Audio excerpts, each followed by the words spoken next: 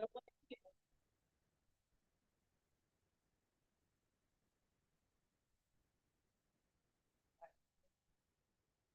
will. Can't make me start. I have the gavel. I have the gavel and I am in charge. That's my hand.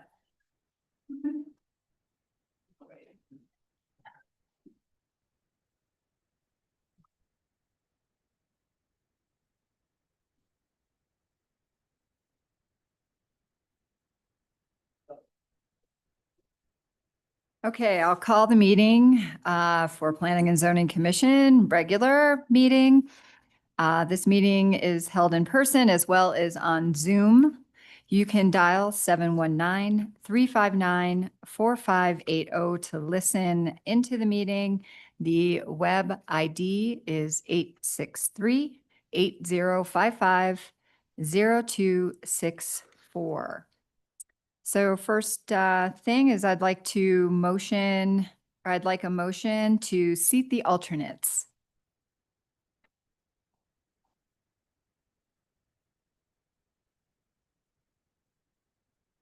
No.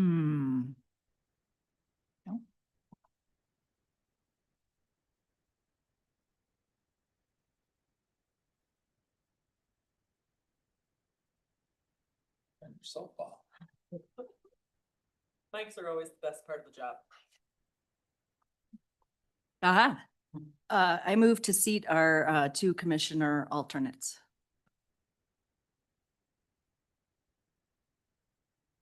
Second. So I have a motion from Commissioner Madam Sipperly. Chair, you need to turn your mic back on. I have a motion from Commissioner Sipperly and a second from Commissioner Cowan to seat Commissioner alternates Lear and Commissioner alternate Corcoran. Okay. All those in favor?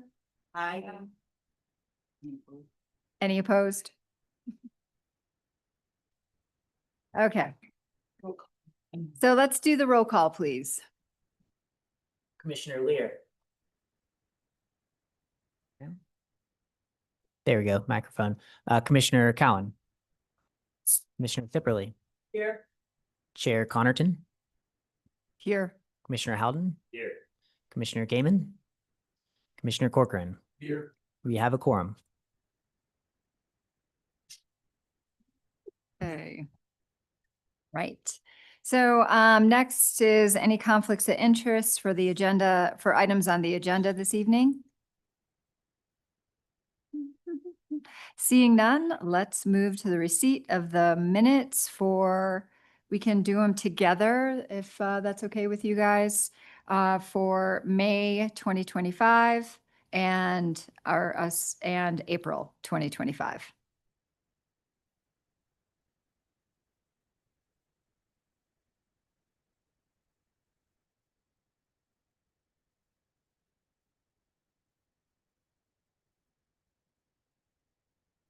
Please.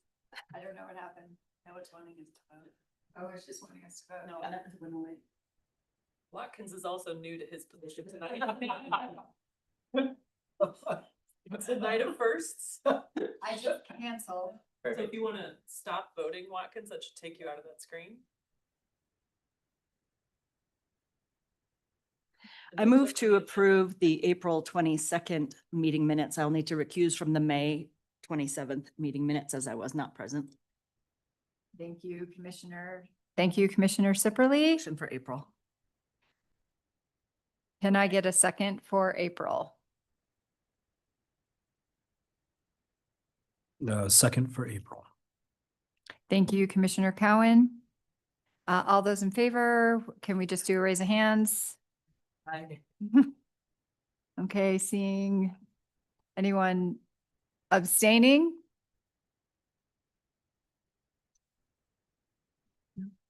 Okay. Think there's the night of first, maybe we'll just let you get together. Okay, we're good? Okay. And then I will need a motion for the May 27th, 2025 meeting minutes. to approve?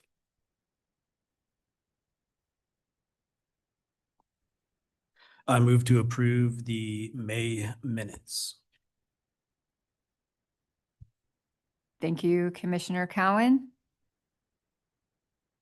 Second that motion. Okay, I have a motion and a second. All those in favor, just raise your hand. You can vote. Oh, we can vote now. Oh, okay. We'll call the vote.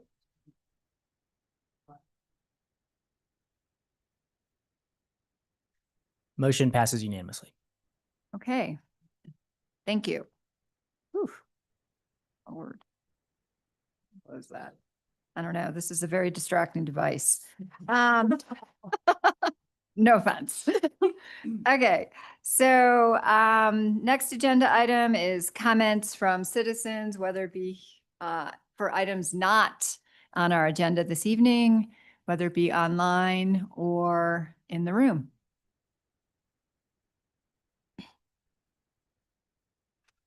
I don't see anyone. Okay.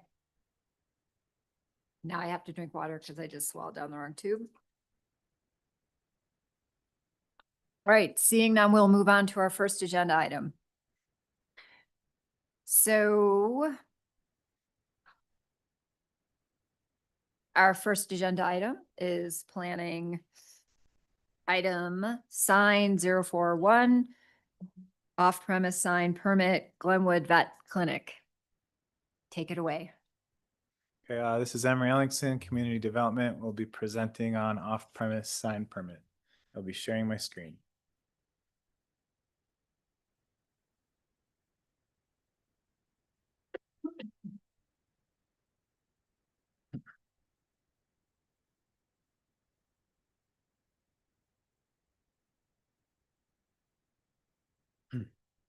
Okay, so this application is for an off-premise sign permit. It is for 2512 and 2514 Grand Avenue. So this property, again, this is an application I have not done with Planning and Zoning Commission. It is for a sign located off premise. So the vet clinic is at 2514 South Grand, and they are looking to put a sign at 2512 South Grand. And by definition, so this is code definition of what an off-premise sign is. And so it's any sign that's off your property. So you have your property where you can put signage. As soon as you want to put a sign elsewhere, it requires first an off-premise sign permit approved by Planning and Zoning Commission. And then they would, in addition, have to come back to community development for a sign permit. So this would be the first step in their process.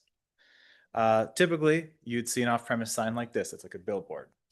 Very, very off-premise. In this case, with the sign locations, this is what we're looking at. So the vet clinic is back here, and then you have the property of 2512 on Grand, and the vet clinic right now just has what's called, like a lot of times, a flagpole lot. They have their access to Grand, and where they would like to put a sign is off their property. And so that's why this application is here tonight. This is what the vet clinic is looking at installing. And so again, this would come back to community development for review. As part of the off-premise sign criteria, we do review this type of sign, this size of sign. It would be allowed on the property at 2512. So there's not really any issue as far as that goes. Again, it's just consideration of, can the vet clinic have a sign off premise? That's what you're reviewing tonight. And so there's one action item to consider approval of the off-premise sign permit. Staff has recommended approval with finding conditions in the staff report. And so your options tonight are approve the off-premise sign permit, deny it, or approve it with additional conditions, or continue the item. So there's only 4 criteria for an off-premise sign permit. One is that it will not harm the public or impair the intent or purposes of the code. And so staff finds it does not. As part of the condition of approval, the applicant will have to come back and submit for a sign permit. They would have to show that where the sign is placed would not affect any drivers entering Grand Avenue. And so again, that would come with review of the sign permit with staff. Second criteria is a significant hardship would result with such off-premise sign. Without a sign in this location, the vet clinic does not really have the ability to advertise to Grand and show where they are located because their property is their access driveway. And so there's no place to place a sign within their property. The third criteria is that it should comply with all the applicable size, height, and placement number of signs on the property. And so sign dimensions and number would comply with what could be on that property otherwise. And then the fourth one is if the off-premise sign is proposed in the public right of way, that sign would also have to get a right of way encroachment license. And so that would be if they wanted to have it in the right of way, which they don't. They're looking at having it entirely included on 2512 South Grand. That would just be an additional basically permit that they'd have to get, but that goes to city council. It would not be heard by planning and zoning commission. So again, staff has found that it meets all these criteria. As far as reviewing agency comments, fire department approval of an off-premise sign would assist with emergency response. Right now, there's not a good way to know where that vet clinic is. Engineering department just as included. So what a sight distance triangle is, it's a drawing just showing where that visibility is for a driver that would be entering Grand. And they've just requested that that drawing be included with when the applicant would come back for a sign permit if this is approved. And that's been included as a condition of approval. There's been no public comments received. And then the applicant does have permission from the property owner. 2512 South Grand, that was developed as a residential apartment building. And as part of that process, the two parties have basically a property agreement between the two. The apartment building, he uses the vet clinic's access for some things, and they had some different things regarding the property, including permission for the vet clinic to put out a sign. So there's no issue with that. And so again, this is one action item, and this is Planning and Zoning Commission is looking at approving the vet clinic to put a sign that's not on their property. And that's full sole focus of this item. So these are the findings, that it meets the criteria. These are the conditions which are listed in the staff report. And then finally, if you find alternative motion for recommend for denial, you'd need to use the criteria and have your own findings for denial. So that concludes presentation. And Okay. the applicant is also here too. Okay. Does anybody have any questions for staff? Seeing none, does the applicant want to come on up? Can you state your name and where you are or who you are? Sure. Right. I'm Sam. I am the owner of Glenwood and Silt Vet Clinics. Sorry, I was fixing a foal with crooked legs, so they don't It's horrible. follow the time laws. So yeah, so we just want a sign so people can see us, find us. Do you have any presentation for us, or does anybody want to ask any questions? No? Okay. Commissioner Guyman has a question for you, if I can figure out this mic. So I'm just making sure from the picture, this up here, that the place where you have the sign, that's where they just built that big apartment building, and you used to have a sign there and you don't anymore. Now you're gonna put another sign up? Is that? Can you see my mouse? Yeah, You can? Yeah. Okay, so the sign was right here.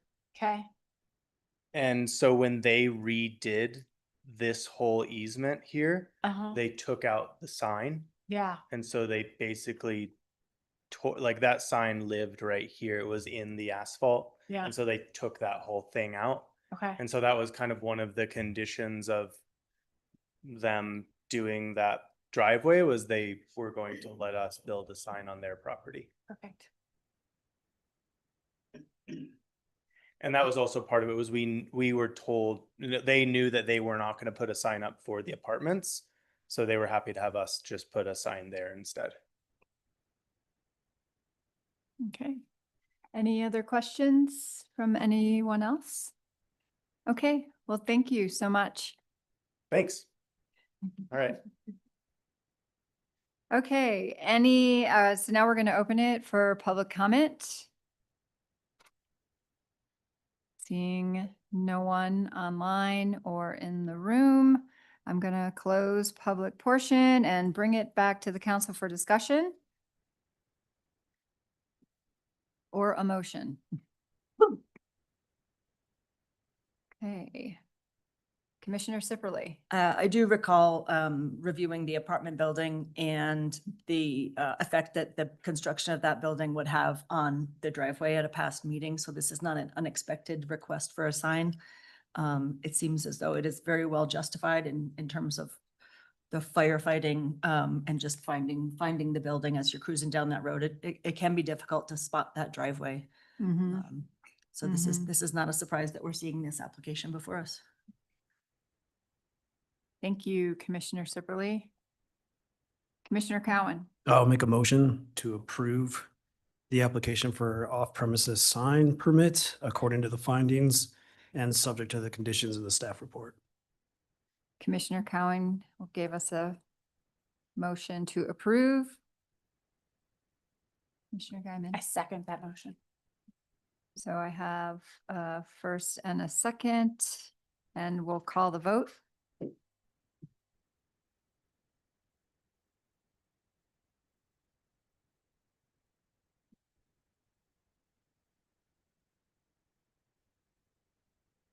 Okay, Motion passes unanimously.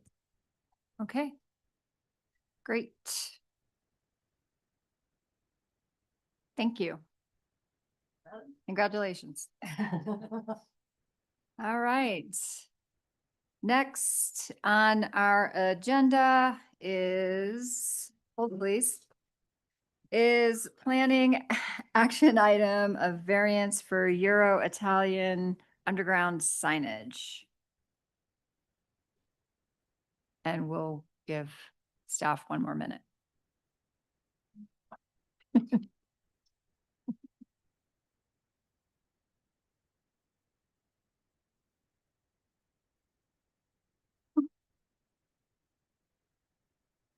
Thanks.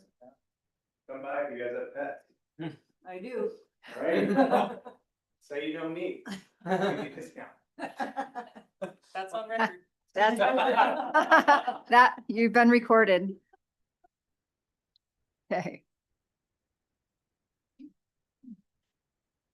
Okay, so this item is for a sign variance for Euro-Italian restaurant. I'll be sharing my screen and presentation.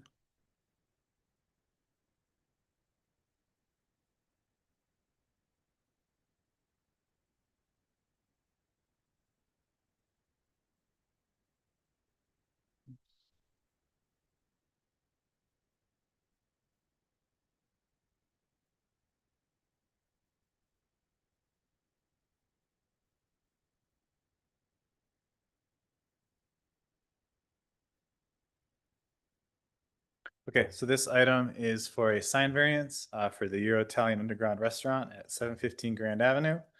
Properties downtown in the mixed-use Central Core zoning district. And its consideration of variances, we have two different variances.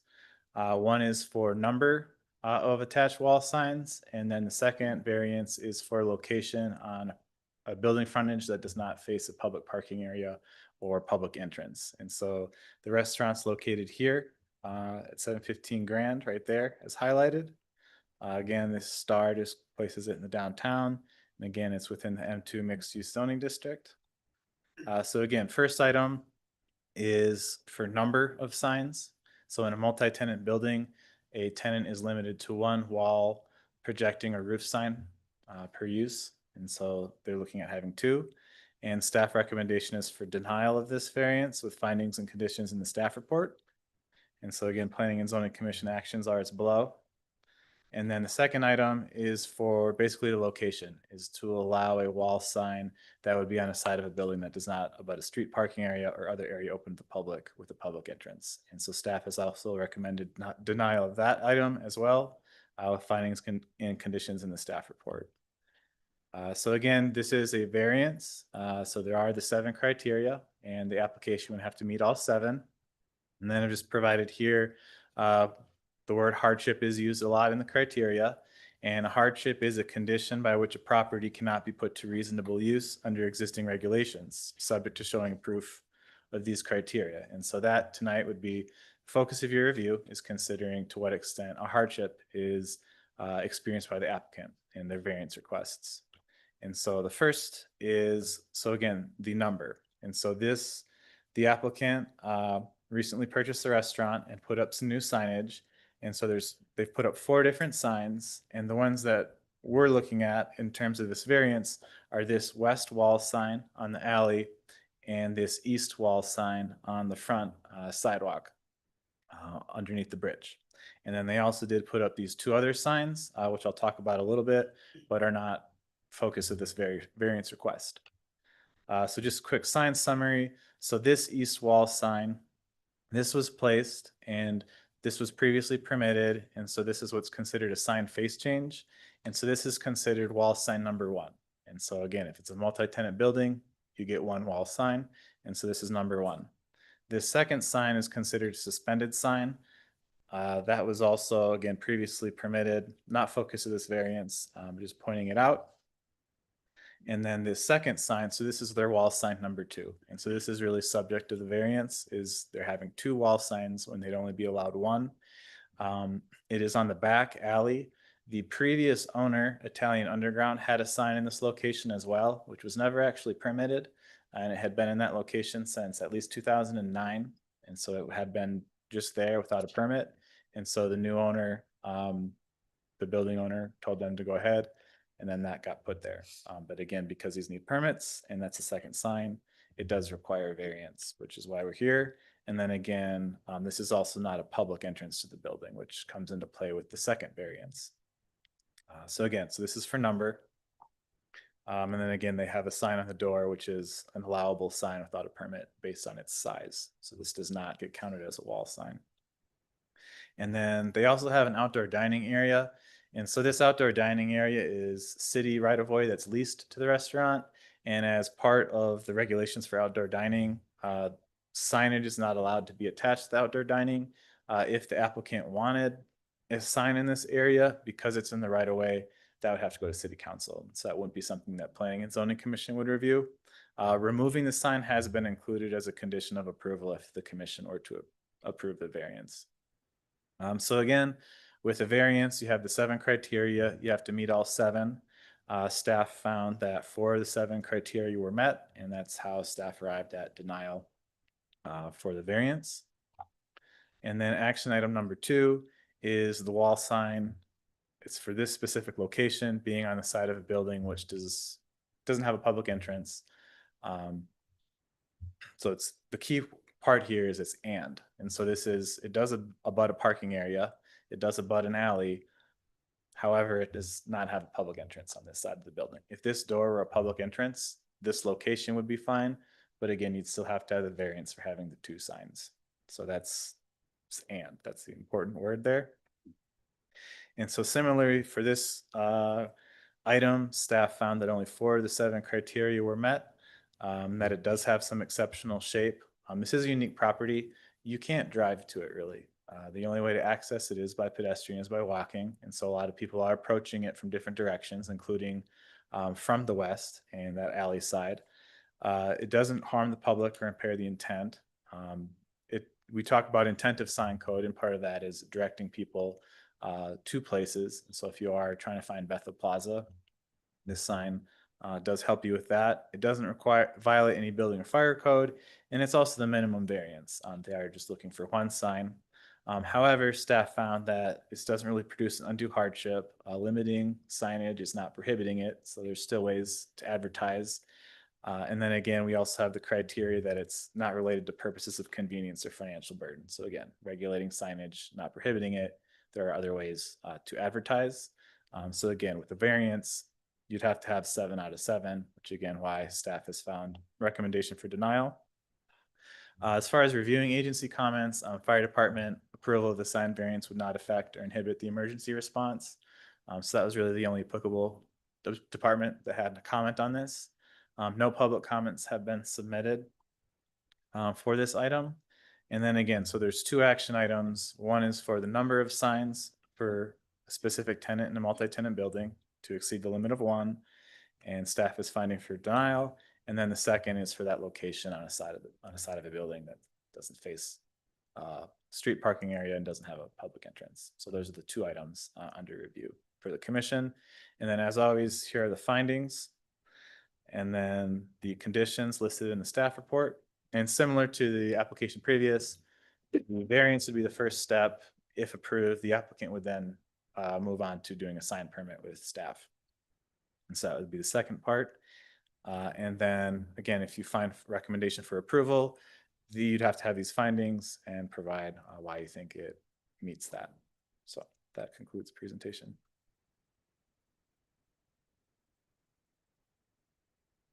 Okay, thank you very much. Are there questions for this variance? Okay, Commissioner Cowan. Yeah, thank you.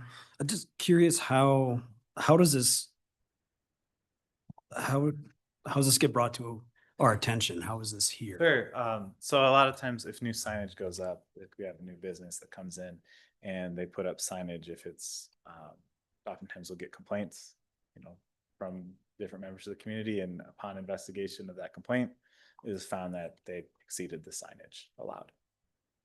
So Okay. that's how that came about. So dimensionally, it's been the same. We have just new color, new designs. Correct. So this sign just share my screen. The sign that was replaced on the alley is the same exact dimension as the previous one for Italian Underground that had been there again without a permit. But this was not a larger sign, a different sign, very same style, no change in illumination, no change in placement, just went over the existing location of the old one. Okay. And someone took offense, called it in, reported it. Correct. Okay. The sidewalk sign that's attached to the right of way, are there, through this process, have the city identified other people in violation of this? And if so, is there similar action being This considered? time, do not have any pending violations for this one. Have not looked into other locations. I think I'll jump in here because I think I know where you're going. And just to expand on what Emery had mentioned about the process. So when we get complaints, and we get a lot of complaints on sign code because other people know it, and then they see something that they realize doesn't conform, and then we get a call. Then we are required to follow up on that complaint, which is part of the research that Emery was mentioning. And in following up on that complaint, we let the business owners know the sign is in violation of our sign code, and these are your different paths forward, one of which is the variance procedure in front of you tonight. So we try and let them know what's the violation, what they need to do to fix it. If they want to just solve it themselves, they can do that, or they can come in for a variance like Euro Italian is doing tonight before you guys. We get sign complaints all over the city, and we do respond to those. Our neighborhood services coordinator, Lynn, is out. We do a lot of education and trying to tell people about this, but a lot of times this is what it results in the process to come before you tonight. So just some clarification there. Thank you. And I think I'd also add that timeline for compliance. So if you get a letter, it's 30 days as your first letter to comply. And then you get a second letter, which is another 30 days to comply, which at that point, if no compliance is received, it does move to municipal court. So like with this example, business owner got the letter, they came right in, submitted the variance, and that's how they chose to move forward with it. So, Getting informed of the process. Gotcha. Correct. The refacing, yeah, and this was new to me, like learning through this. I guess I was on the assumption that, kind of going back to our conversation regarding discussion around the Walmart signage question that we had last year. And I think we kind of part of that discussion was if they just simply replace it as it was, they wouldn't need to be there. And from that, then I kind of thought, well, if we're just replacing existing dimensions, then we're okay. But apparently that's not the case always, some of the time, none of the time. The sticking point with this is this sign on the alley was never permitted. So back in 2009, there was a code letter sent to the building owner, and it was never addressed. And then over time, you have staff changes, in this case, business changes, and it was never addressed. So had this, let's say this went through the variance process in 2009, and they were approved for both of these variances, that's an approved sign location. It would have just been a sign face change for an approved sign location. And that's why these ones, there's no issue on the front of the building. Okay. But I guess just for informational purposes, anytime we want to make a change, do we always have to do a face change application if we are changing up? Yes. Okay. Yeah. Good to know. And the cost of that permit is free. So Okay. It's just review. It's just the staff. process. Yep. Gotcha. Yeah. And then one more. And I just go want to ahead. say for your information, what you just described, there's a difference between a legal conforming sign and a legal non-conforming sign, and then one that we've been actively working with on a complaint. So as long as you have a legal conforming sign, but the sign face change, as Emery just described, is fairly straightforward. In this case, we were dealing with a sign that we were actively working on the code enforcement side, and so it didn't have that status. So you can't do a sign change on something that is not Sure. legal and conforming. Right. Yeah. Yeah, makes sense. Yeah, thank you. And lastly, kind of like on that back wall sign, if they say remove the sign, but maybe they got together and did a mural, what's any implications there? So that is paint. There are some stipulations. No, there are some stipulations in code that talks about when you have copy advertisement for a sign. And so that's a fine line between what is signage and what is a mural. So if it was a giant mural that said Euro Italian Underground, that would be considered a sign. If it was a giant mural of spaghetti and meatballs, that's art. Cool. Thank you. Appreciate it. Thank you. Commissioner Sipperly. Are there any other businesses along the Bethel Plaza that have signage on the side away from their main entry door? I know there's a lot of restaurants down there, and probably lots of them are in a similar situation. You don't drive by it, Smoke, for instance. Are any of these other businesses advertising on a non-entry door facade? So on this particular block, so like Daily Bread, Sunday, Hookers, none of those businesses have signage. I think the only one that does is the Bail Bonds, has a neon sign that sticks up above Slope and Hatch. That's been there for a very long time. Yeah. So that's the only one on this side facing the area, that frontage. So Is the city currently considering any wayfinding to help folks find our downtown restaurant district in Bethel Plaza as a whole for like all of the businesses in the plaza? So they do have, as you walk in the downtown area, there definitely is the brown and blue wayfinding signs. As far as for specific businesses, there are not. One thing too is, when you think of sign code is for commercial businesses all across town. And so that's Highway 6, that's Highway 82. It's also applicable to this location. And so that's where, when you have a sign code, you inevitably, that's why we get a lot of sign variances, because you have to write it broadly. So in the case of specific restaurant, specific business, no. But the wayfinding does direct you to Bethel Plaza, to 7th Street, those places. So when these restaurants are advertising, do you think they list their address as Bethel Plaza? Because I sort of think they don't. And you might not be able to connect their address with Bethel Plaza. I mean, although everyone has a map in their pocket these days. I'm just wondering, how can we help the restaurant achieve the goal of bringing people in who are kind of confused? They found a spot to park, they don't know where they are. And this, as I'm saying, this probably is a common condition downtown. So the city did do a wayfinding project pretty close to after COVID. So I'm thinking 2021. And there are a couple locations in downtown that have maps. I'm actually not sure, as I'm saying this, that they have restaurant names, but it kind of shows, it's got Bethel Plaza on there and shows like restaurant row, things of that nature. We haven't done any updated wayfinding, with specific restaurant names necessarily. And I can't say that we've heard too much feedback from the tourism side with people getting too lost. As you mentioned, we all carry a very large map in our pockets. Yeah. But I always try and stop tourists that are looking around like this and direct them where to go. Yeah, as do I. And Thank two, with installed signage, when you have specific places, that's always difficult, because if a place goes out of business, changes hands, changes names, then the sign starts to be obsolete. Yeah. So after a certain number of years, it might not be accurate. Right. So. Okay, thanks. Okay, Commissioner Guyman.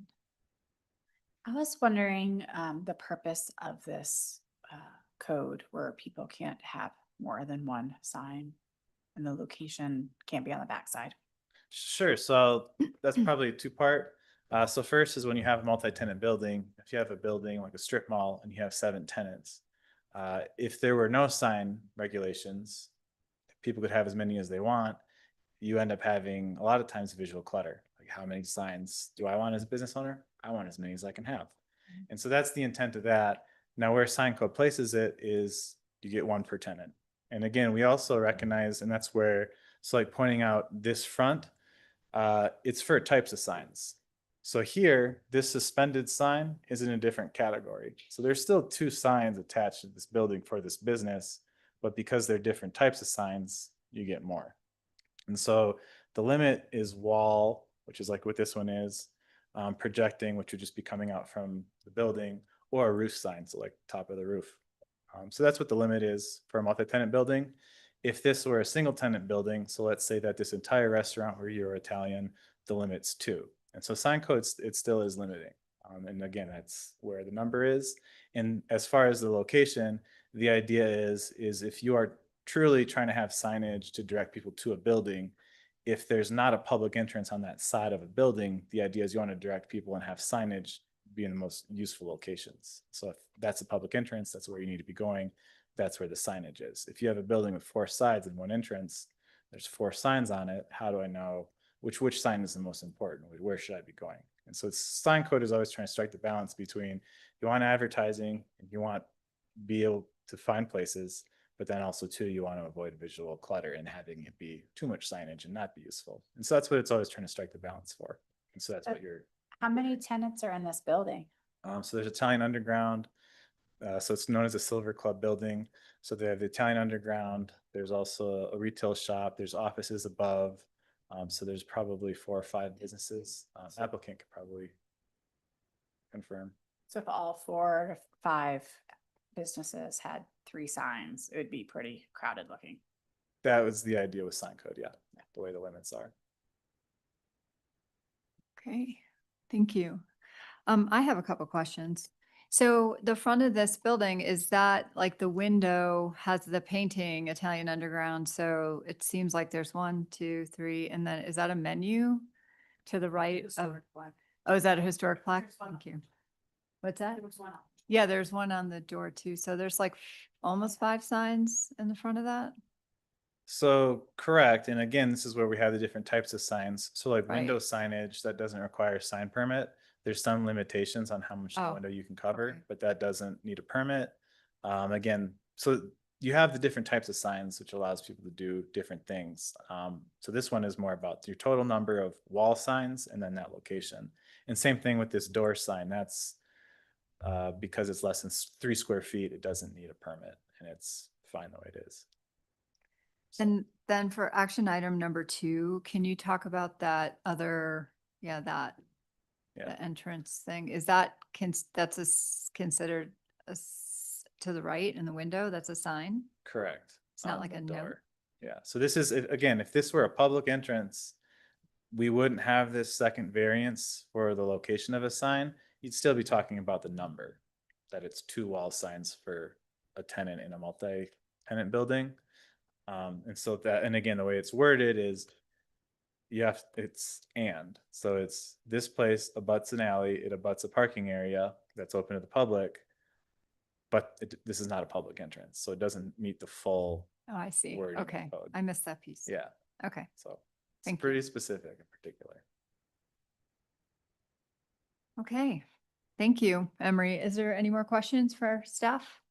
Marjorie? Or our commissioner earlier? Hold on. Okay, Just to clarify, because I got a little muddied right there with this statement. So if this were next to a public parking lot and there was no public entrance, then it would still not be okay, or it would be okay? So if this door, Sorry. no, it's okay. It's a lot of ifs, ands, or buts. If this were a public entrance, we wouldn't have this variance. If this were another entrance to the building, this second variance, we wouldn't be talking about. We'd still be here though for that action item number 1 though. Okay, but action item number 1 aside, Mhm. this not being a public entrance, that is what makes the decision. Because I think my confusion in looking at this prior to the meeting was that I didn't realize there was an alley there. I was like, it is next to a parking lot. But even if it were next to a parking lot, it still wouldn't be okay because it's not a public entrance. Correct. Got it. Yep. Thank you. Okay.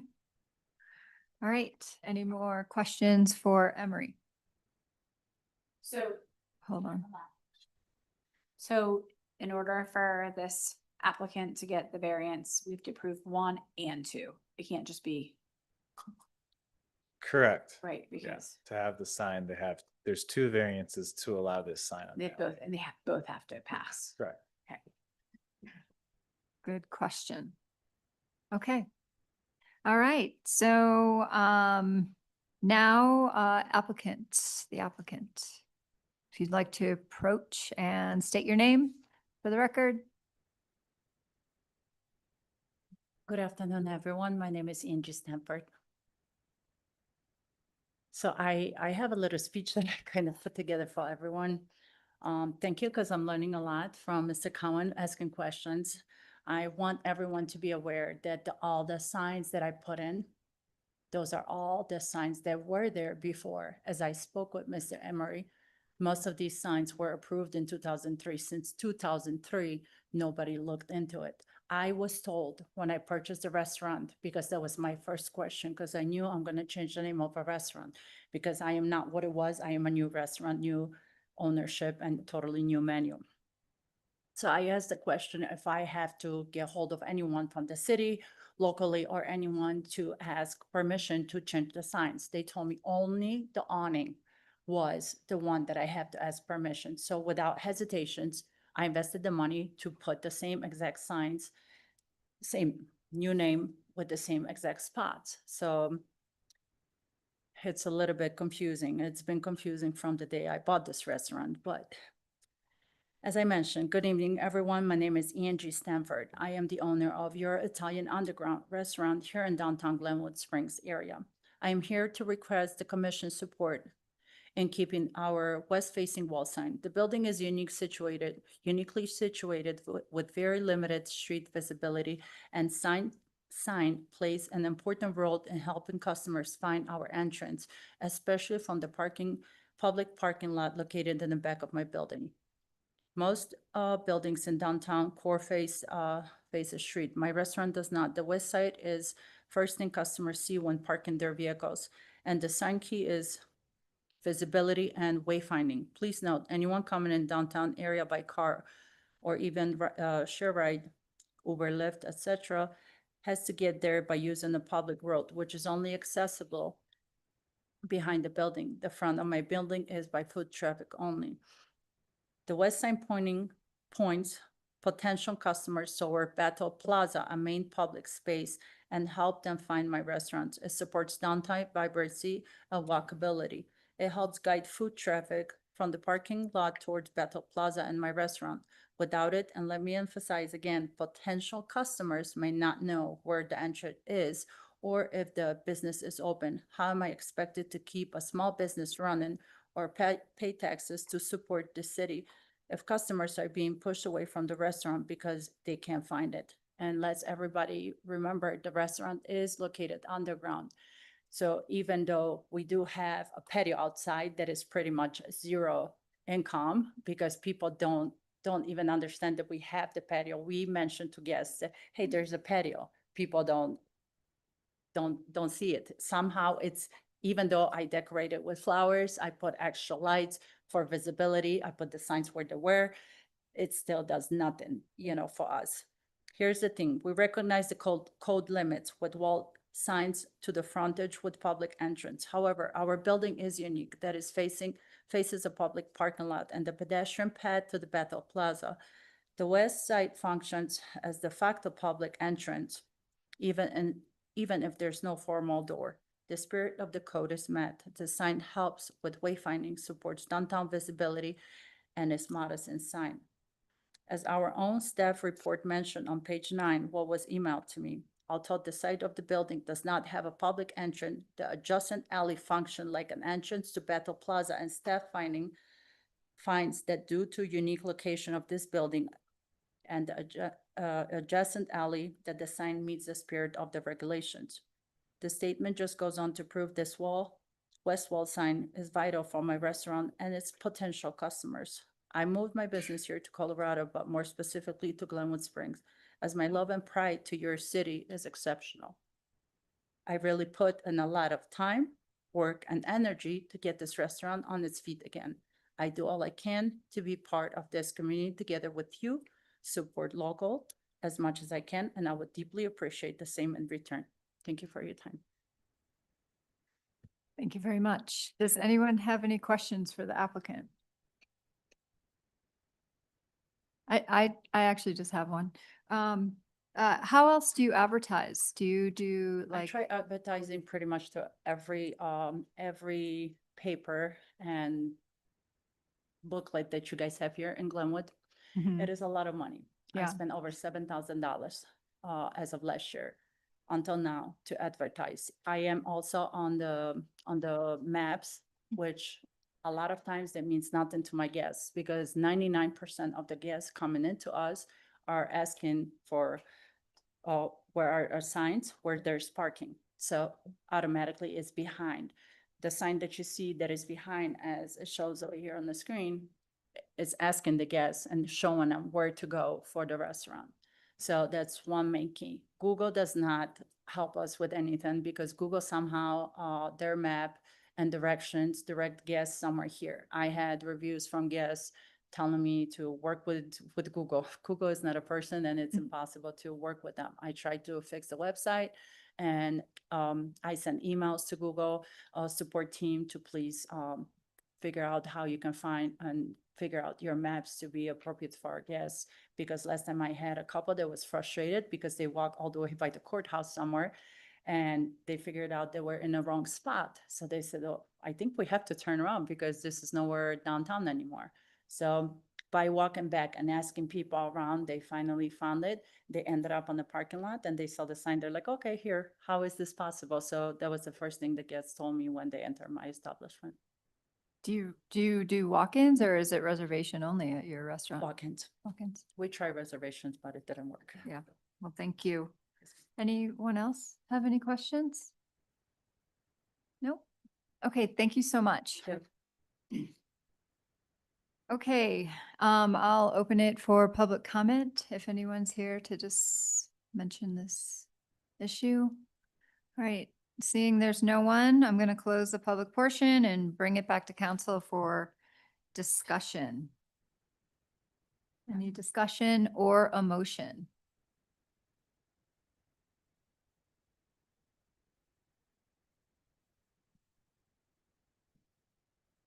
I would say Marjorie or empty seat one, but I know it's Commissioner One Lear. has something to say. I think my concern is that even though when the property was purchased, this wasn't in her knowledge, it's a non-conforming sign that has been unaddressed. And along with the fact that the sign code really has been created for equitable kind of representation, and I think I do have concerns of a non-conforming sign creating some kind of competitive edge. That's all. Thank you, Commissioner Lear. Commissioner Sipperly. I will agree that the sign mounted on the west side of the building obviously does help direct people towards the front door.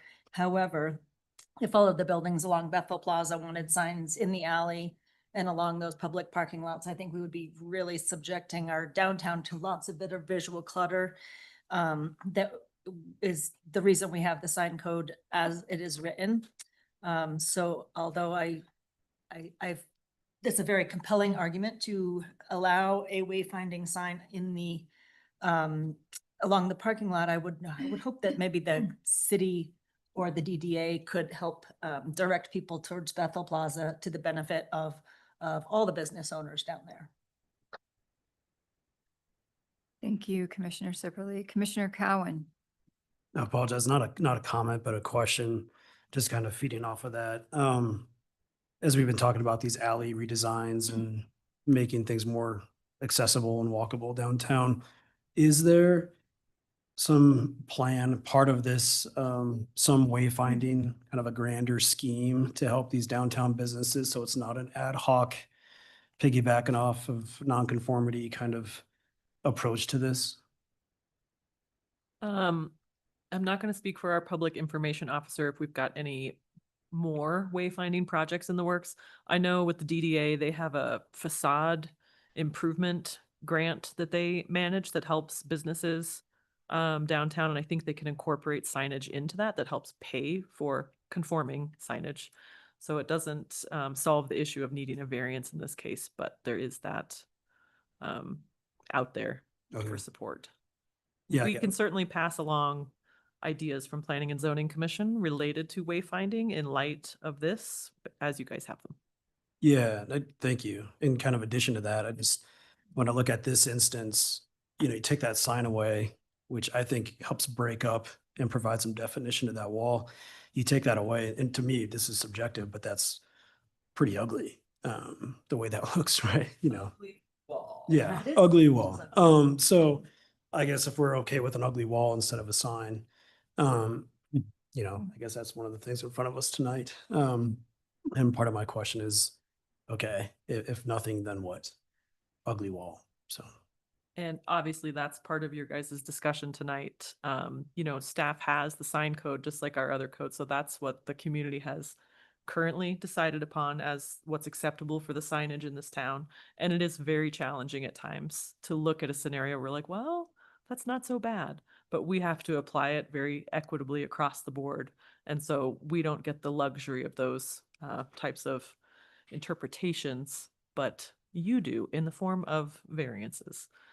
So I would just state that as that's what we have to do on our side. And sign code is probably one of the largest challenges to implement citywide. It's challenging for business needs, what the community wants for aesthetics. It's just a hard thing to do.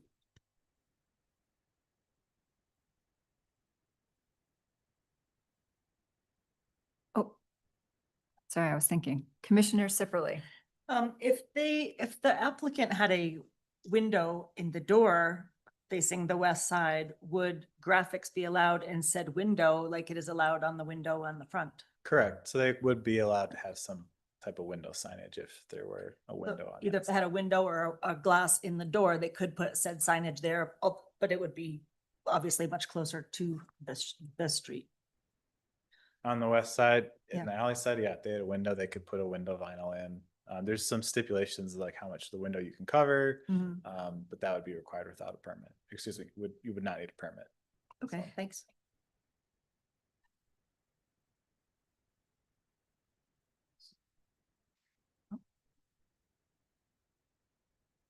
Commissioner Cowan. Yeah, and I guess this clarification, and again, another question, and then the applicant might be able to clarify this, but I believe that is, I think I've eaten there and I've seen that door is kind of through the kitchen, right? So that door, that red door we see, that is, that's part of the restaurant, correct? Do you want to approach the mic? The sausage smells, it's good advertising. Yes, sir. The back door is the entry and exit from the kitchen, and you can also walk through the restaurant. Apparently before, guests were exiting through the kitchen in the back instead of walking around. Because a lot of guests tell me, I'm just gonna go through the kitchen. I said, you can't. It's because of hazard, just something happens, I can't. And they said, we always used to go through the kitchen. The direct. I can't, this is safety. Thank you. Thank you. I have another question for you, just to kind of reiterate something that you mentioned about how expensive the advertising is for you. If you were to not have the signage that I guess has been there since 2009 illegally, but how much do you, 2003. since 2003, sorry. So how much do you think you would have to spend more if we were to deny this? I don't know how much will it cost, to get on the internet and just do virtual advertisement. I don't know. It is quite costly. And with the sign in the back, I don't want to say anything, but I think there's just a big blob underneath because my boards, my signs are metal. The boards before were wood. I And see. they were attached to something wood that was underneath. So I honestly don't know what's under that sign, regardless whether you guys allow it or not. at this Mhm. point, so, Okay, thank you. yes, ma'am. If I may. Yes. Thanks. So I was just conferring with Emery on something that you guys might be interested in our sign code. We do have an allowance of a section that's sign codes that do not require a permit. It's very particular, and there is one that is for directional signage. There's some limitations that you can't have more than 4 signs per property and 1 per entryway from a public right of way. It can't exceed 4 square feet, so this is a very small sign. And shall not exceed 42 inches in height, but a directional sign on the back of this property would be a possibility. And the Can thing- you clarify directional sign? So like an arrow that's 45 inches high? Or 40, can you repeat that? Sorry. It's 4 square feet, so it can't exceed 4 square feet. So it's meant to be a small sign, 2 feet by 2 feet, Mm-hmm, mm-hmm. indicating like directional items. So it's kind of a ancillary sign. It's not obviously as large as what the applicant has here, but is additional options. We have additional options that we allow that aren't, such a large visual representation of a Mhm. sign that there are. So I just wanted to point that out. It's much, much smaller than what you're seeing here. So it would be a large reduction. For scale, and this is 10 square feet, the one on the west, right? I send you direction, Yeah. measurements are done. Yeah, so that's 10. 10 square feet. How much are you gonna see 2 by 2? So four would be more comparable to the door. The one on the, Kick plate? Yeah. the one on the ground. So that is 2.5 square feet. So just that alone, it's a little larger than that as far as scale where you're coming from. And the only reason you see some of these signs there is because the signs were there before. So Mhm. instead of leaving an empty spot or a hole, I just put the signs back right where they're supposed to be. Cause I figured, Oops. better put the signs where it was instead of leaving an empty spot and get a violation for, trying to look like it's damaged or, Mm-hmm. Okay, hold on. Commissioner Cowan, do you have a question for the applicant? Yeah, question. Do you know the sentiments of the other tenants in the building? Have they expressed concern with these signs or? Nobody did, and I did spoke because one of the biggest businesses in that building is mine, which is a restaurant downstairs and the clothing store right above me. So they said to me that when they leased that place, they asked for the signs. And the only reason they were denied because they were told here in the city that my signs or the signs of the restaurants are grandfathered in and no one else can put any other signs in there. So that exact statement was sent to me when I purchased a restaurant that their grandfather in. That's why I didn't need it any permits or I didn't have to ask for any permission besides the foyer. That was the only thing I was told. Other businesses in there, I think they're more by appointment because it's a massage parlor there. I don't know, but they're constantly changing. So I don't think they're just. Emery, did you have something to add? Yeah, so I was just going to add, so like that's an example of, again, when you have a multi-tenant building, you are limited to one. So the clothing store, if they had asked the city, hey, can we have another sign, a wall sign, the answer would have been, well, you have your one out on the frontage. So if you want another one, that'd be a variance. So again, that just illustrates that when you have a multi-tenant building, you get one wall sign. But they could presumably put up a 2 by 2 Correct. if they wanted, With, again, the limitations. with the directional, like a directional 2 by 2 sign if they wanted to. And that's again why with a multi-tenant building, we have owners do a master sign permit where they allocate the amount of permitted signage. And then you'd also come down to 2 and you have like a directional sign. If that building already had 4 directional signs for other businesses and you were the 5th business, you either have to talk to the other owners, you have to figure something out. So again, it's when you have a multi-tenant building, you have a lot of competing uses. In the directional signs, I just have a quick question. I'm And I have a sorry. quick update. Oh. It Do. wouldn't be my last planning and zoning commission meeting if I didn't get something wrong. And I will be the first one to admit it. So with directional signage, when you actually go to the definition in our code, which is a very long section, this actually does not apply because directional signage relates to an on-site sign that directs the necessary movement of pedestrians or vehicular traffic, good so far, except without reference to the name of the business, products sold, or services offered. This definition includes signs locating public facilities such as restrooms and emergency facilities. So unfortunately, this does not apply to our current situation. My apologies. But could it, if it had the same colors as to the other signs? It just wouldn't be able to mention the business name, which I think is what is desired. I know that. I know you that could seems say like a silly something question, but possibly like, you know, more some business things- entrances this way. But it specifically does state that it shall not mention the business name or the products sold. So you can't say spaghetti and meatballs this way either. So sorry to get your hopes up on that one. I thought I'd double Thanks. check and I was wrong. That was great. Thank you. Okay. Okay. That's art. Yeah. There could be some art updated. Okay, Commissioner Lear. Thank you. I think because the question of aesthetics came up with the wall, I know we don't have the evidence of the photograph, but I'm thinking about the common experience of people coming into town and parking in that parking lot. And maybe they don't know about any of the businesses on the other side, but that parking lot up is adjacent to the alley of another building with restaurants. And I'm curious if we have knowledge of whether there's signage on that building about those restaurants. There isn't. No signage. It's a brick wall like this. Okay. Correct. Okay.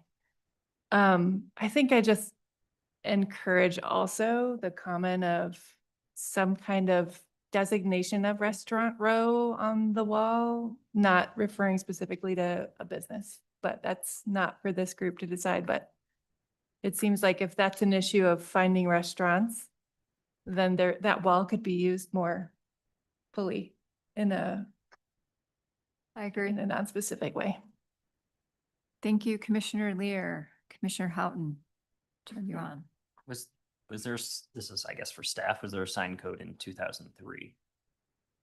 There was a sign code in effect. And would this sign have required a permit in 2003? Probably, I will tell you that 2003, the city was definitely just starting to modernize. I was first couple of years that I was here in my first stint with the city. So hard to say kind of the level of resources or looking at things or even catching things, and the planning staff was probably half as big at the time. So. And I didn't go back to 2003 to see what sign code would have been and if it would have been allowed. The longest I went back was I found a letter in 2009 that was stating that that sign was not in conformance. And again, we've had code changes over time. So what was maybe out of conformance in 2009, is it, how does that line up? But today, this is where code is, and that's why the business owner is here. I guess my question was if it was potentially legally existing non-conforming. See, if this was addressed since 2009, I wouldn't be here because I would have been already aware that these signs were not allowed if everybody done their job when it came to the signs from the get-go.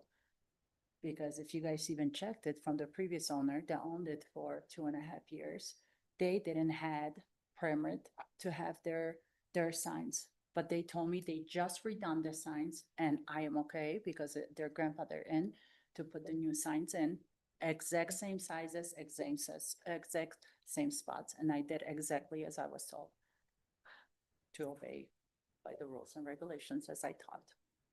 So point, we do sometimes experience, the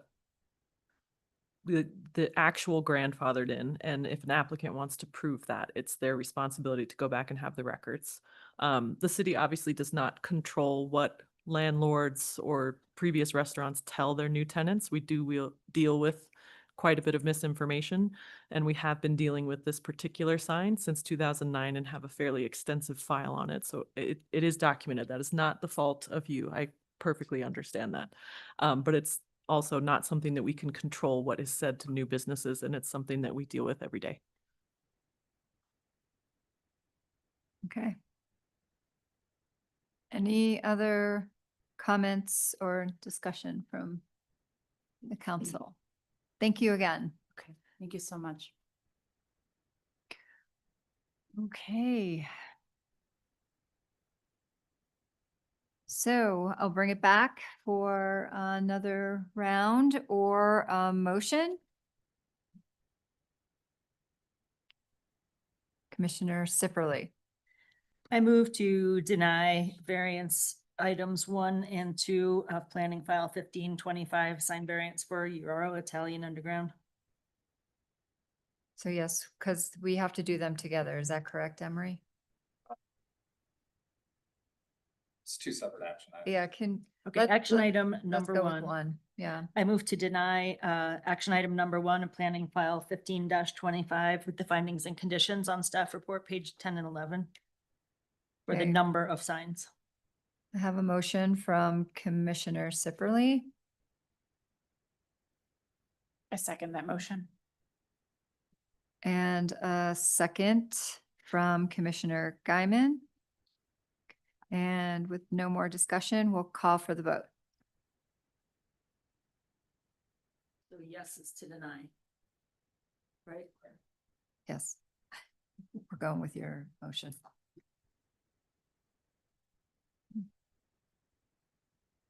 Motion passes by a vote of 5-2. Okay, and then for action item number 1, variance request. I'm going to ask for a motion.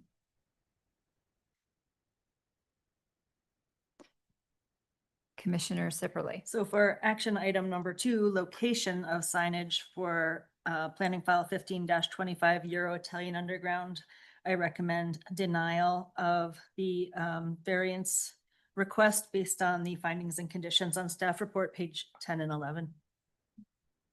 So I have a motion from Commissioner Sipperly.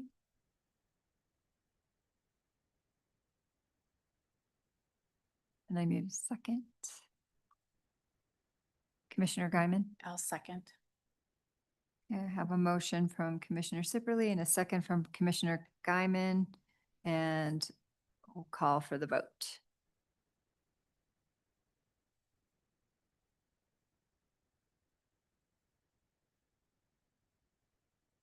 Motion passes by a vote of 5-2. Okay. All right. Thank you. Moving on to planning item 042-2025 special use permit for Tesla chargers. Good evening. Just give me a couple minutes to get set up here. if you Sure. would. You're doing a lot. Do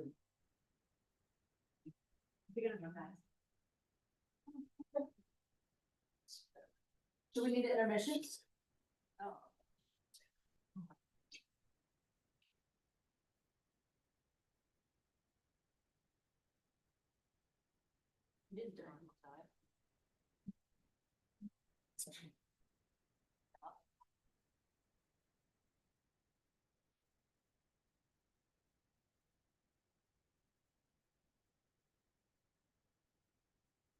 Maybe the city should take more responsibility. Be on break.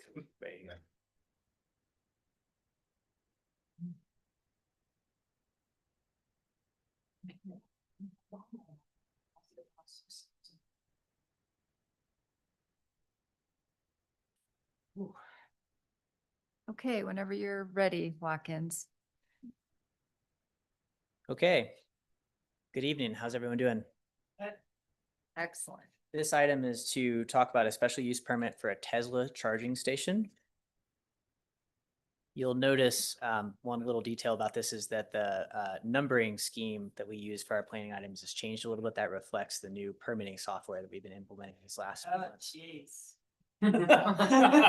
That software is awesome. Yeah, and I put the important stuff first, in my presentation. So this location for the Tesla charging station is at 138 and 124 West 6th Street, which is kind of an out of the way location that's behind the La Quinta Inn and it's the Tequila's restaurant.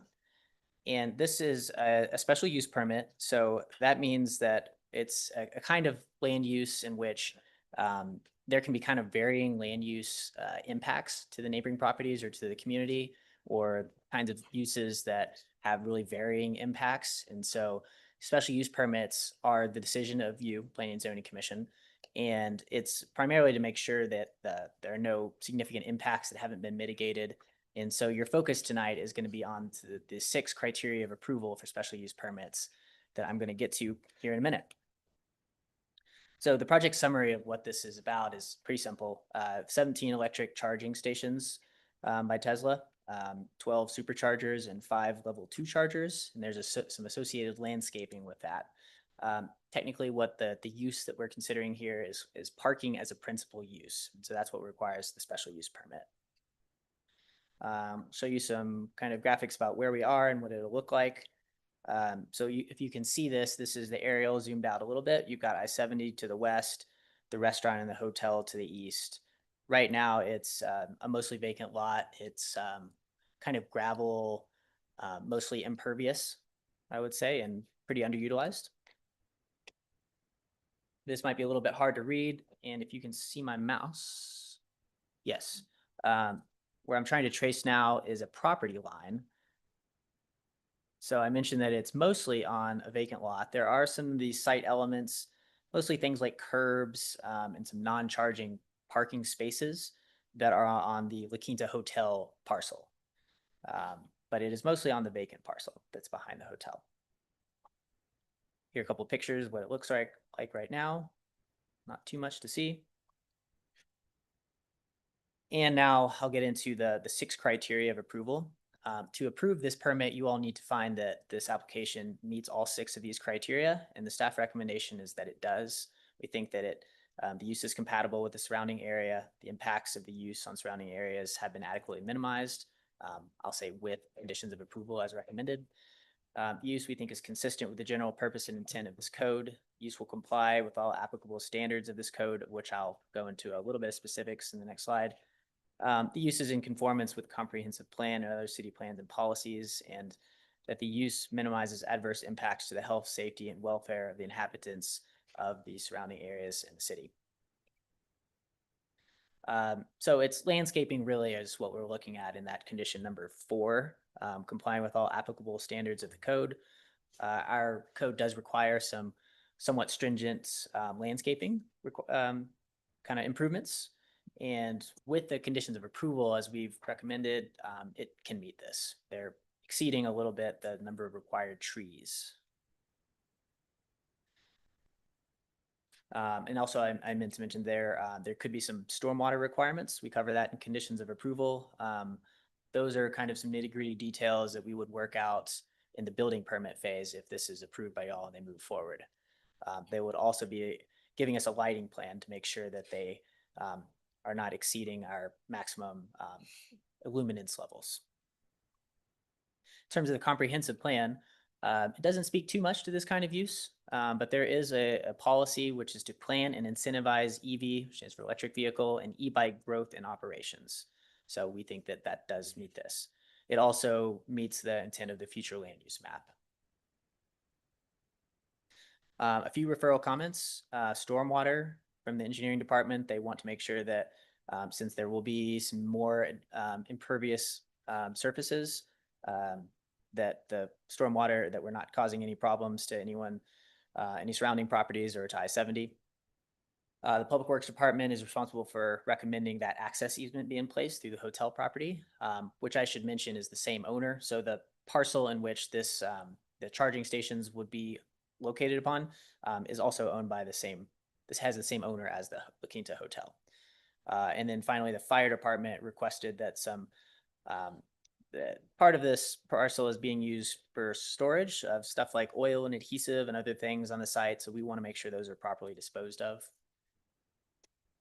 Haven't received any comments from the public though. And so, as I mentioned, staff recommends approving this with the conditions in the staff report, and I have them here for you. Well, these are the findings. They're also in the staff report, and then here are the conditions of approval. These are just what are in your staff report. So with that, that's all I have for y'all. So I'll take any questions that you have, and then we also have a representative from the applicant team here to present to y'all too. Thank you, Watkins. Okay, does anyone have any questions for Watkins?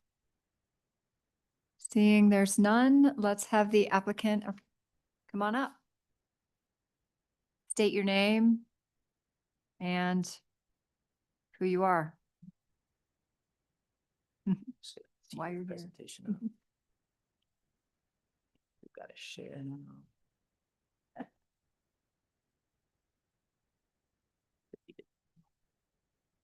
All right, thanks. Good evening. My name is Drew Sartell with Tesla, and I'm here to represent the project. Thank you for considering the special use permit for our charging station project. We've enjoyed working with staff. I'll just share before going through a few slides. This will be some of the same information that Watkins just shared, but just want to share that we've met with staff twice now, kind of leading up to this meeting, and have worked to refine our proposal to meet and comply with feedback and requirements that Watkins and staff shared with us. And so this is our second, if not third iteration of the layout, and kind of considering how to best utilize this little bit of an odd shaped vacant parcel. I will share that we Tesla are building out charging stations nationwide. I represent our design team locally here in Colorado. I live on the Front Range. And when you enter communities like yours, sometimes land can be hard to find, right? Sometimes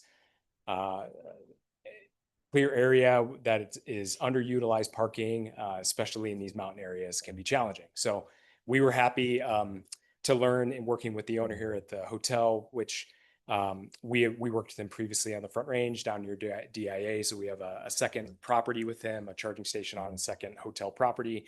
But to learn of this property that was underutilized and available for a use like this was good news for us and exciting for us to consider. So with that, yeah, you know where the property is. I will share that there is, Watkins, it was part of your report, but there is one existing use on the site. It's a fiber optic structure building, some kind of buried infrastructure that is in place with a chain link fence. So we're designing around that property, kind of considering access for those operations in tandem with what we're trying to do here. So going to the next slide, this is just a map of our current charging stations along the I-70 corridor. So we continue to fill in the gaps and add to this network. And we are, here today proposing this project as we see a more near-term need for additional charging stations. We do have one other site in town. You probably are aware of an existing supercharger station in town. It's six chargers at that location, and it does get heavily utilized. It sees about 1,000 charge sessions per month, anywhere from 50 plus charge sessions a day.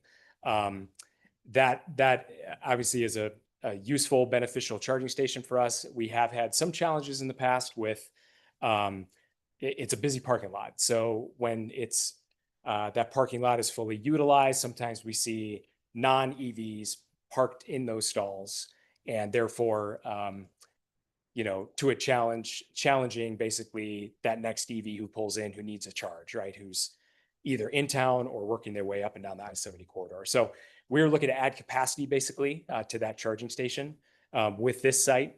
As Watkins stated, it'll be 12 level 3 DC fast chargers, as well as 5 level 2 chargers as well. And that really is to supplement and benefit the use case at this property. So being a hotel, you're going to have overnight guests, traveling in EVs who need a charge session overnight, right? So as they're staying at the hotel, they'll use the level twos. Hopefully, that's kind of the point of offering that. Anyone who needs a fast charge and is not a guest at the hotel, that's the benefit of the fast chargers. So looking to kind of mix and match the use there for the use case that it's provided for. Let's see, next slide. Yeah, again, just existing conditions basically with this vacant lot. There's a number of different light poles on site that illuminate that area. I'm assuming for a safety purpose today, we'll be looking to modify that slightly and work with staff to comply with lighting standards. It is full of debris. I was out there today walking around, but yeah, there's cleanup that needs to happen, and already talking to the property owner about kind of the next steps if and when this moves forward, the requirements there. And as I stated too, that fiber optic building on site that we're looking to work around and kind of work in tandem and with the owner, who obviously signed a long-term lease to allow them on site. So we're looking to obviously make this compatible with that operation as well. Some pictures from our survey efforts from being on site. Again, I'll just kind of walk through this, but the red here are the 12 level 3 DC fast chargers. I will note this stall right here, if you can see my mouse. We are trying more and more to implement trailer friendly stalls. So you're seeing more and more EVs tow RVs, trailers, maybe bike racks, things like that. That really is beneficial on our charging station sites to have a trailer friendly stall where it's more compatible and easier for those users to make use of a stall like that. So that's the intent here for that stall. The blue are the 5 level 2 charging stations. I will note with our projects, there is an ADA compliance. So we'll need 1 ADA stall for a level 3, 1 ADA for level 2. So you'll see that with this striping here and a connected sidewalk to basically bring pedestrians back onto the hotel property.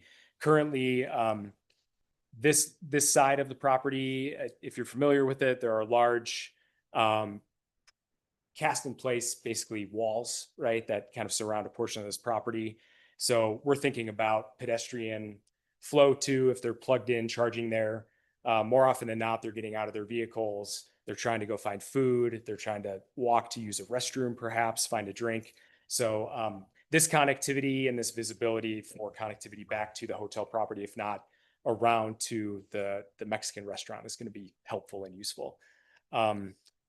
Lighting compliance in yellow, utility equipment sort of in orange over here in the corner. So we're already working with staff and on a utility design and utility costs to basically bring in that new service. It's pretty straightforward, which is great.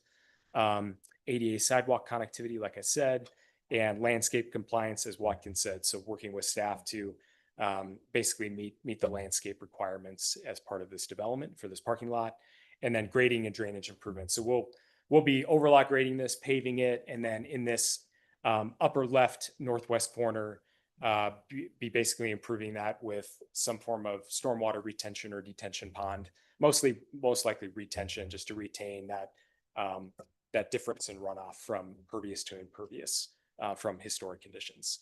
And then, as mentioned as well, we're already talking with the owner of the hotel property about securing an access easement in the case where this parcel in and of itself is sold in the future. We want to maintain those rights across that hotel property for access to our project.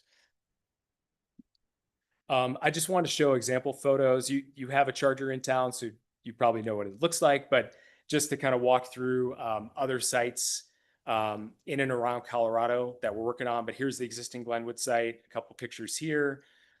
This picture down here is a more recent site that we opened about maybe 6 months ago now in Highlands Ranch. Edwards, Colorado, just up the highway here, but we're actually expanding that site right now. It's under construction, but that's a historically an 8-stall site, expanding it by 4 stalls, so a little extra capacity there. Gypsum, we have a site. I will flag that the charge post, you'll see kind of the old version in the Edwards photo and the newer version. This is our version 4 charge post. This is what we'd be installing here at this site. just to flag that difference. And then, yeah, we're obviously having sites in the mountains. We have a full service and operations team that goes from site to site, that checks on compliance with snow removal, safety, damaged equipment, kind of all those things. And we pride ourselves for maintaining these sites well, with very good uptime for our customers. So here's a site in Rifle, another site of ours in Frisco at a hotel there. And then down in the lower left here, a site in Aurora that we recently opened as well. So yeah, that concludes just a couple slides that I had, a little bit more information for context, and happy to answer any questions that you might have. Thank you. Commissioner Houghton. I was hoping you could tell us a little bit more about the supercharger cabinet. Is there a mechanical equipment in that? Is that a condenser or chiller or something? There seems to be a fan or something on top. Sure. What is that, and what is the guts of it, I guess? Like what is in it? Yeah, so they're supercharger cabinets. They're roughly the size of a refrigerator, kind of big white boxes. They are what's called a rectifier. So they're turning AC electricity into DC, which is what the cars need. So opposite of an inverter, right? So it's a rectifier. It's got lots of different electrical components inside, but it does have a fan on top for cooling. And yeah, what else can I say about that? They have front clearance access, so a door that needs to maintain front clearance. And yeah, that's basically where we're bringing in the cables, the wiring from the switchgear, so transformer to switchgear into those rectifiers, and then rectifiers out with DC conductors out to the charge posts. Okay, and I guess my second question would be more towards staff, but does that meet our definition of utility or mechanical equipment that would have to be screened? Yeah, it is mechanical equipment. No screening required for it, but that's, I think I mentioned in the staff report, that kind of allows it to be within the setback, whereas a building wouldn't allow it to be that close to a setback, but for that kind of ground mounted mechanical equipment, it can be. So sorry, we would need screening at building permit, or it would not? Would screening? not. Okay, thank you.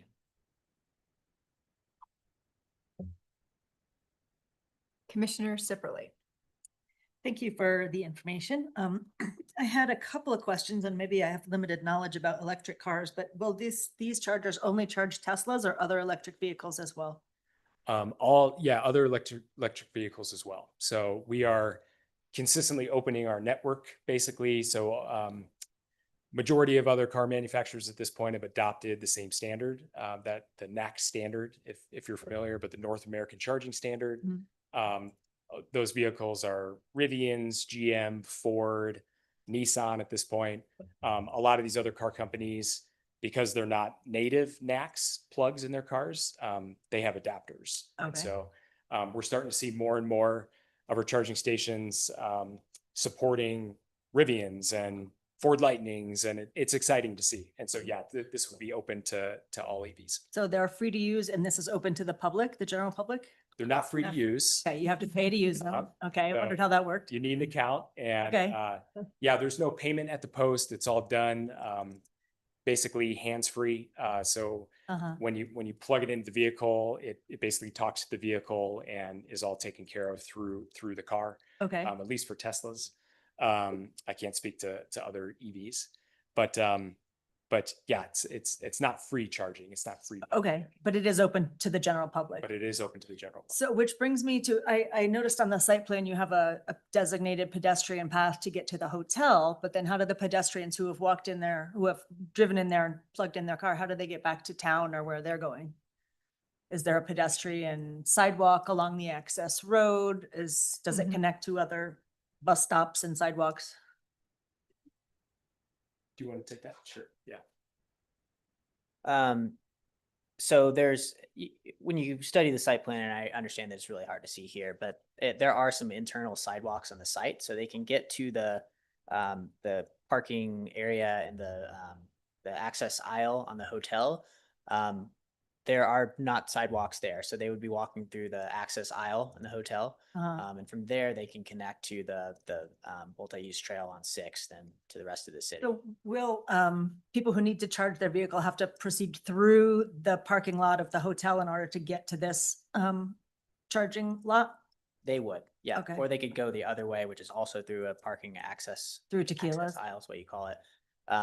For Tequila's is the one way that we were talking about, but they could also go the other way, which is, that would be the northeast, I think, kind of going through there, next to those buildings.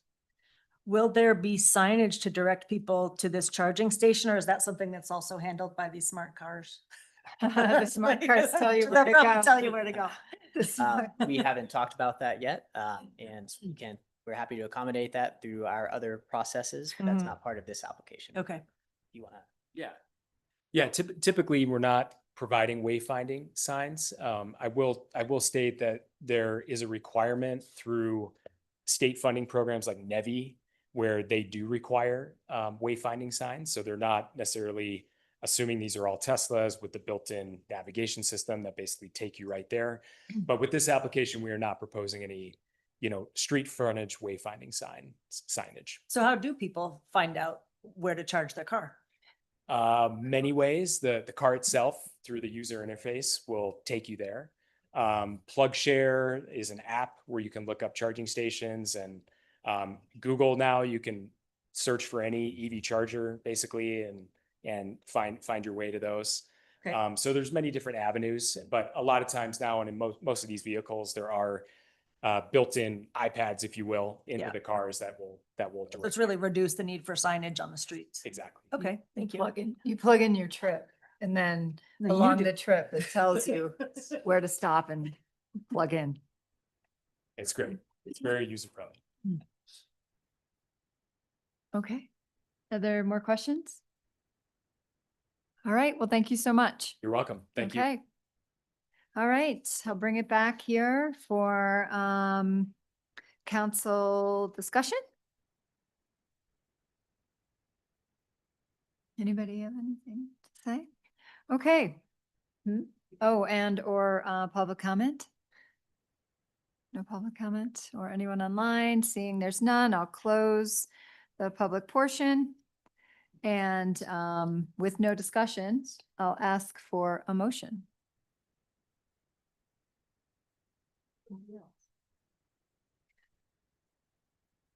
Somebody make a motion. Can I make a motion? All right, I'll do it.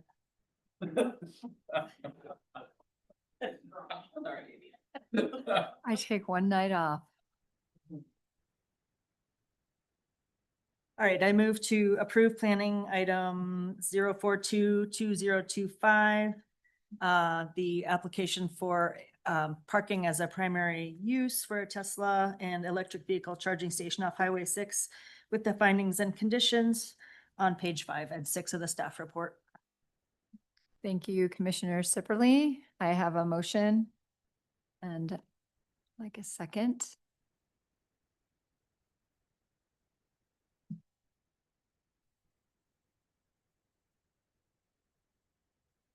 Commissioner Lear. I'll second the motion. Okay, I have a motion and a second. And if there's no more discussion, let's call the vote.